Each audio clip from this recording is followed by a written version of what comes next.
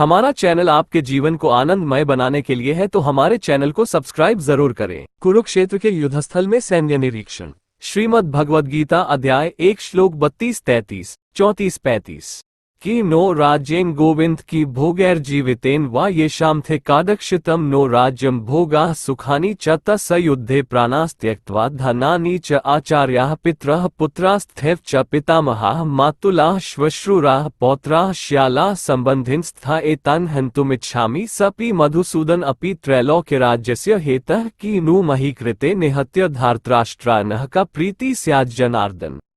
हे गोविंद, हमें राज्य, सुख अथवा इस जीवन से क्या लाभ, क्योंकि जिन सारे लोगों के लिए हम उन्हें चाहते हैं वही इस युद्धभूमि में खड़े हैं। हे मधुसूदन, जब गुरुजन, पितृगण, पुत्रगण, पितामह, मामा, ससुर, पौत्रगण, साले तथा अन्य सारे संबंधी अपना धन एवं प्राण देने के लिए तत्पर हैं और मेरे समक्ष खड़े हैं, तो फिर मैं इन सबको क्यों मारना चाहूंगा, भले ही वे मुझे क्यों न मार डालें।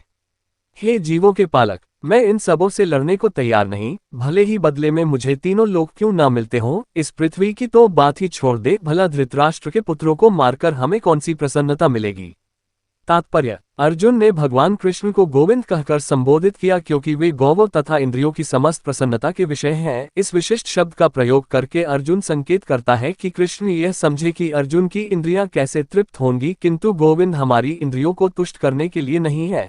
हाँ, यदि हम गोविंद की इंद्रियों को तुष्ट करने का प्रयास करते हैं तो हमारी इंद्रियां स्वतः तुष्ट होती हैं। भौतिक दृष्टि से प्रत्येक व्यक्ति अपनी इंद्रियों को तुष्ट करना चाहता है और चाहता है कि ईश्वर उसके आज्ञापालक की तरह काम करें, किंतु ईश्वर उनकी तृप्ति वही तक करते हैं जितनी के वे पात्र होते हैं, उस हद तक नहीं जितना वे चाहते हैं। किंतु जब कोई इसके विपरीत मार्ग ग्रहण करता है, अर्थात जब वह अपनी इंद्रियों की तृप्ति की चिंता न करके गोविंद की इंद्रियों की तुष्टि करने का प्रयास करता है, तो गोविंद की कृपा से जीव की सारी इच्छाएं पूर्ण हो जाती हैं। यहाँ पर जाति तथा कुटुंबियों के प्रति अर्जुन का प्रगाढ़ स्नेह आंशिक रूप से इन सब के प्रति उसकी स्वाभाविक करुणा के कारण है, अतः वह युद्ध करने के लिए तैयार नहीं है। हर व्यक्ति अपने वैभव का प्रदर्शन अपने मित्रों तथा परिजनों के समक्ष करना चाहता है, किंतु अर्जुन को भय है कि उसके सारे मित्र तथा परिजन युद्धभूमि में मारे जाएंगे और वह विजय के पश्चात उनके साथ अपने वैभव का उपयोग नहीं कर सकेगा। भौतिक जीवन का ये सामान्य लेखा जोखा है, किंतु आध्यात्मिक जीवन इससे सर्वथा भिन्न होता है। चूंकि भक्त भगवान की इच्छाओं की पूर्ति करना चाहता है, अतः भगवद इच्छा होने पर वह भगवान की सेवा के लिए सारे ऐश्वर्य स्वीकार कर सकता है, किंतु यदि भगवद इच्छा न हो तो वह एक पैसा भी ग्रहण नहीं करता। अर्जुन अपने संबंधियों को मारना नहीं चाह रहा था, और यदि उनको मारने की आवश्यकता हो तो अर्जुन की इच्छा थी कि कृष्ण स्वयं उनका वध करे। इस समय उसे पता नहीं है कि कृष्ण उन सबों को युद्धभूमि में आने के पूर्व ही मार चुके हैं और अब उसे निमित्त मात्र बनना है। इसका उद्घाटन अगले अध्यायों में होगा। भगवान का असली भक्त होने के कारण अर्जुन अपने अत्याचारी बंधु बांधवों से प्रतिशोध नहीं लेना चाहता था, किंतु ये तो भगवान की योजना थी कि सबका वध हो। भगवद भक्त दुष्टों से प्रतिशोध नहीं लेना चाहते, किंतु भगवान दुष्टों द्वारा भक्त के उत्पीड़न को सहन नहीं कर पाते। भगवान किसी व्यक्ति को अपनी इच्छा से क्षमा कर सकते हैं, किंतु यदि कोई उनके भक्तों को हानि पहुंचाता है तो वे क्षमा नहीं करते। इसीलिए भगवान इन दुराचारियों का वध करने के लिए उद्यत थे, यद्यपि उन्हें क्षमा करना चाहता था।